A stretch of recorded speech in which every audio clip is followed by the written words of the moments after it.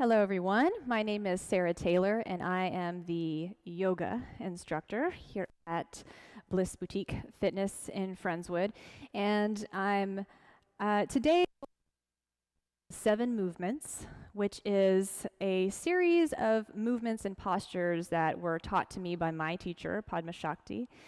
And this series of movements it takes about 15 minutes to go through if you're doing it on your own, which is the intention here. I'm showing you this so you can do it at home. This is a practice that I'd really recommend you do every single morning. And I mean, first thing in the morning, like even if you can put a mat next to your bed and you're just kind of rolling out and onto the mat, let this be the first practice of your day. Help not just on a physical level and kind of breaking up that spinal fluid, but it also just on an emotional, subtle level really helps to set the tone for your day. So let's get started. You can begin in Sukhasana, a seated pose, or half lotus, or honestly just a comfortable pose for you. And you want to take a moment to really get centered on your mat. A lot of times we arrive and we're a bit chaotic in the mind. We've come in with different energies, so just take a moment here. Rest the backs of your hands on knees or thighs, and we're going to start with a cleansing breath. So take a slow, deep inhale through the nose. Exhaling out of the mouth. Then with your lips closed, just breathing in and out of the nose. You're taking a few moments simply to slow down and lengthen your breath.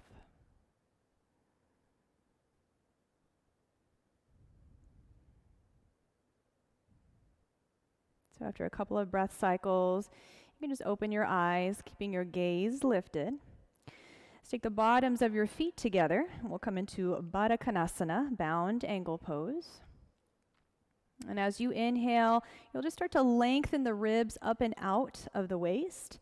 And with an exhale, you're going to hinge right at the hip creases to fold forward. And so of course there's always different variations, modifications to a pose. So you can have this a wider diamond, or you can take it to the full extent. And when you're doing this at home, take care that you are holding each pose for a minimum of 3 breath cycles. So each breath cycle is 1 inhale, 1 exhale. So since we've been here for a little bit, let's just take 1 more breath cycle. Breathing in, breathing out. Inhale, lift from low belly, come back to center. Beautiful. You're going to swing your feet around to one side of your hips or the other, and we'll make our way all the way onto the belly. All right, so on your belly, let's keep your legs together. Take your arms out shoulder level, and you want your upper arms drawing in toward the shoulder sockets. So you're going to feel your shoulders lift up and off of the mat a little bit. You do want to take your forehead to the mat. Just for the purposes of this video, I'm keeping my head lifted so that I can continue talking through the mic here. But you want to slightly round through the low back, and then draw your right palm in chest level. Elbow stays in close. With your exhale, roll up onto the left hip. You're coming onto your left side. A lot of energy out through that left arm. Navel draws in, slight rounding of the low back. Next stage is to bend the right knee, pointing it up toward the sky, and taking either the ball of the foot or the entire foot down behind the left leg. So if you feel a little bit of arching in your low back, you want to slightly round. Optional to extend your right arm up toward the sky, or you can take the back of the hand to the sacrum. So relax your head, relax your neck, and you're slowing down your breathing.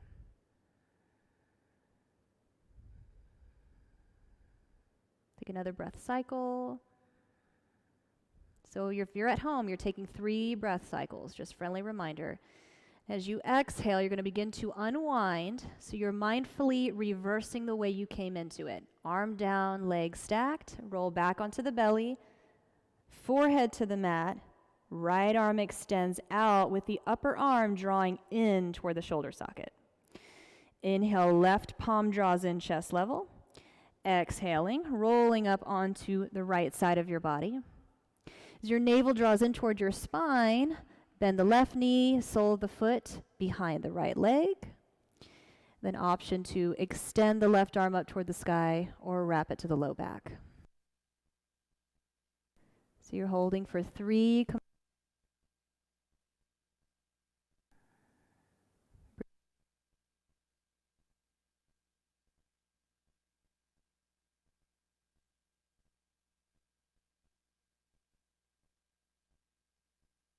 Third breath cycle, we're going to unwind. Left palm to the mat, stacking the legs, rolling back onto the belly. Take both palms in chest level. And with your exhale, press up to all fours and just let your sit bones float back toward your heels. You're coming into Balasana, child's pose. So you want your knees about hip distance apart, tops of feet pressing into the mat, and you're pushing back and away from your palms. This will help you release the low back a little bit more. Relax your head. This second movement, or rather this is going to be our third movement, will come in through Chakra Vakrasana. So the third movement is actually a series of movements. So as you inhale, you're going to lift up from low belly, rise to all fours, turn toes under, lift the knees, exhaling, pressing sit bones back and then up, downward facing dog. Inhale, come forward and down to all fours, round through the upper back. Exhaling, sit bones float to the heels, right back into Balasana. And you're taking this 3 times. So the movements are all fours with your breath. Exhale, downward dog. Inhale, all fours, round the upper back. Exhale, sit bones float to heels, Balasana, child's pose. Take that one more time, moving on your inhale and your exhale. So it's very, very important that you're waiting for your breath before you move. If you're not breathing, if you're in between breaths or you're holding your breath, you want to pause, wait for the next breath, and then continue on. So after this last one, you're going to rise back up into all fours. From here, just come straight down onto your forearms. Wrap your fingertips around your elbows. We're just measuring the distance of our forearms. We want them to be about a forearm distance apart. Interlace your fingers in front, press down through the tops of your feet, and as your navel draws in, round the back and lightly place the crown of your head onto the mat. So you're light on the crown of your head and your triceps are drawing back. This is called headstand prep, and you can stay right here. You will still reap all of the benefits of headstand, even if you don't go into the full expression of the pose. If you would like to come into the full expression, the next option is to turn the toes under, lift the knees, and then start walking the feet in toward the crown of the head. So you want to take each one of those transitions I just cued as one stage. So you're welcome to stop anywhere that works best for you. More importantly, you want to stop at a place where you can maintain full, smooth breathing. And wherever you're at, you're there for 3 complete breath cycles. And after your last one, you're following your breath, making your way back into all fours. Moving with the pace of your breathing and not necessarily trying to rush through. So from here, go ahead and walk your hands back toward your legs. You just want to swing your feet around to one side of your hips or the other. And I'll face you all. So from here, just take the soles of your feet to the mat. And we'll take it into double pigeon. This is also called fire log. We're going to draw the right knee in. So go ahead and reach underneath the right knee. Pull the knee in toward the chest, foot flexed. Take your left hand. We're going to help guide that foot underneath the left leg. With our right knee in line with the right hip and the shin parallel to the top of your mat. Okay? Then left knee will pull in. Flex the foot. Help guide that shin on top of the right. And as you're here, you can make adjustments. So the full expression of the pose looks like this, with both knees right in line with your hips. If this is too much, you're welcome to take the knees out in a bit more of a lateral direction, making this a little bit wider. But taking care, the feet stay flexed and you stay lifted up and out of your waist. From here, breath in. Exhale, you're hinging at your hip creases to fold forward. So you want to think of your spine getting long up and over the legs rather than crunching the torso down toward the legs, okay? So we're trying to prevent rounding in the low back.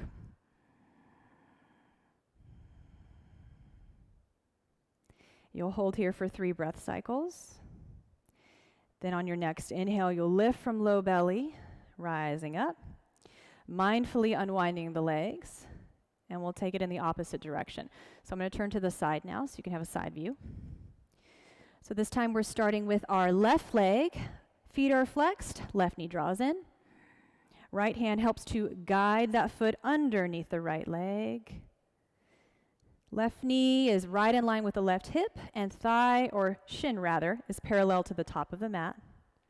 Draw your right knee in and stacking it on top of the left, either with both knees in line with the hips, or you're taking the knees out a little more laterally so you can stack the legs. So sit up nice and tall on sit bones. Deep breath in. Lift up and out of the waist. Exhale, leading with your heart. How long can you keep your spine lifting up and over both legs?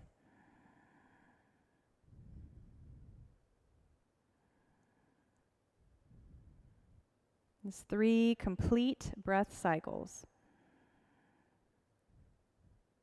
And as you inhale, lift from low belly, and you're leading with your heart. That means your sternum stays lifted as you draw back up.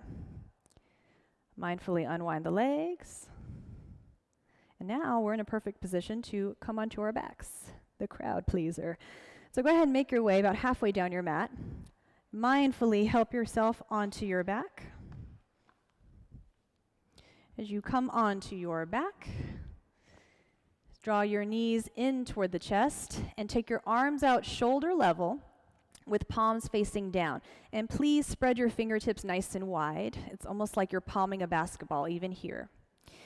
Now this is a bit like a mini reverse crunch. So you really want to pull up from low belly, point your knees to the right, and as your navel's drawing in, lower the knees toward the right, twisting from low belly. So this twist does not come from the waist, it comes from your low belly. And you want your knees to draw in and up as if you're trying to touch your right underarm with the knees. Okay? Keep them at least at a hover. And then as your chin draws in, turn your head to the left. So we're taking that spinal twist all the way up into the cervical spine. If you can't breathe well here, there are other stages to this pose, and we took all of the stages to come into this stage of the pose. So you're welcome to bring your head back to center or draw your knees up as much as you need to so you can breathe well. Okay?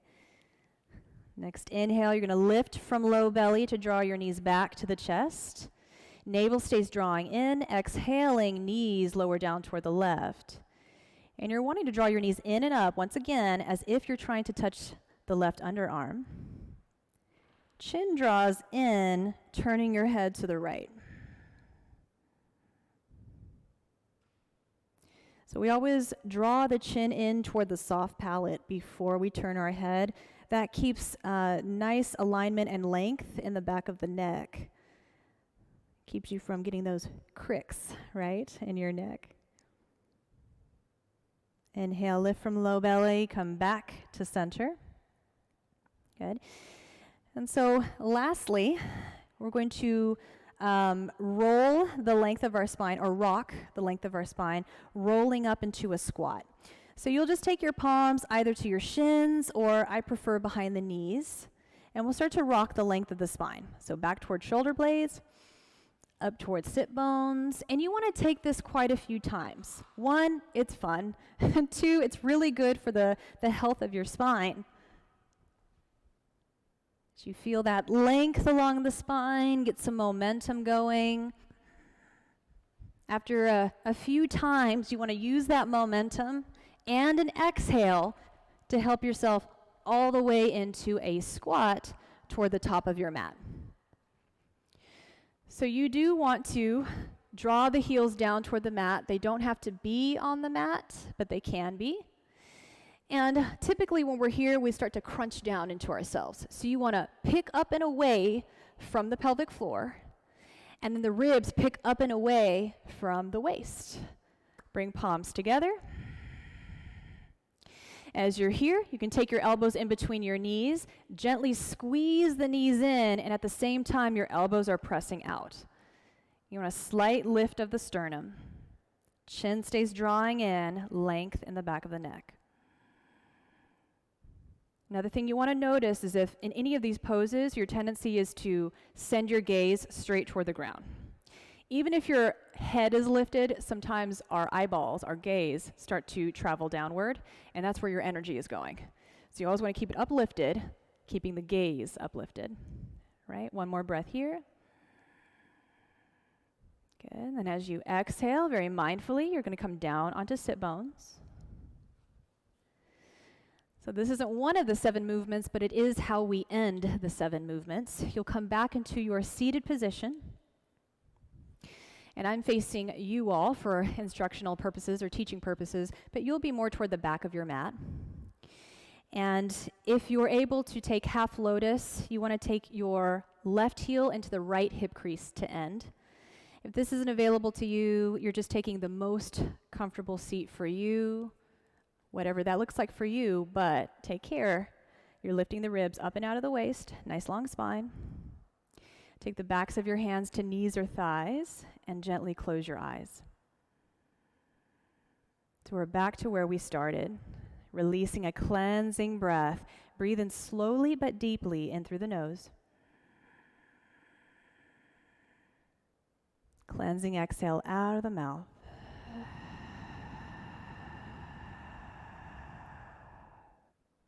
Then with lips closed, you're just slowing down your breathing.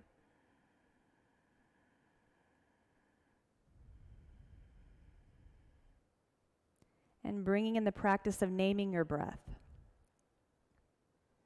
So as you inhale, you're silently saying, breathing in. As you exhale, you're silently saying, breathing out. This is a breathing exercise, but also a meditation. And just in your mind, you're continuing to label the breath, or we call it naming the breath. Each time you inhale, you're saying in your mind, breathing in. And as you exhale in your mind, breathing out. And so you'll want to set a timer. If you have a little timer that you can keep next to you, you want to set it for about 5 minutes. And you're just doing this breathing practice or this meditation for 5 minutes, just to start with. And as you grow your practice and you're able to sustain sitting for a little bit longer, you can set that timer for 7 minutes, 10 minutes, and so on, depending on how you're wanting to further your practice. So that is the 7 movements. Just as a quick review, what we did to start with is we started right here, seated position, so we brought it full circle. Sukhasana, took a moment to start to slow down and lengthen breath. Then our position 1 was Baddha Konasana, that was the bound angle pose.